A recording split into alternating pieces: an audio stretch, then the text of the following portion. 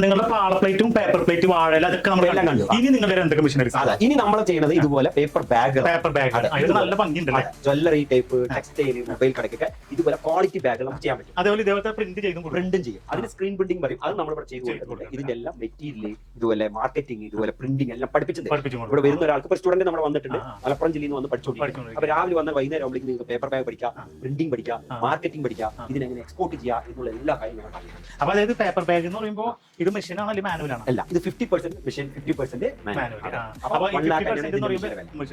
അപ്പൊ 50% മെഷീനിൽ ചെയ്തിട്ട് ബാക്കി നമ്മൾ മാനുവൽ ആയിട്ട് മാനുവൽ ചെയ്യാം. ഈ അടിഭാഗം സാധാരണ വലിയ മെഷീൻ ചെയ്യാൻ ബുദ്ധിമുട്ടാണ്. അതിന് ലക്ഷക്കണക്കിന് കൊടുക്കണം. വി ഷേപ്പ് എന്നാണ് പറയുന്നത്. ഇതിന് നമുക്ക് ഹാൻഡിൽ വർക്ക് ചെയ്യുകയാണെങ്കിൽ പകുതി പേഴ്സന്റെ നമുക്ക് എന്തെങ്കിലും സമയം ആവശ്യമുള്ളൂ. അതിന്റെ ടെക്നിക്കൽ പഠിക്കാം. 1 മിനിറ്റ് ഒരു ബാഗ് നമുക്ക് ചെയ്യാൻ പറ്റും.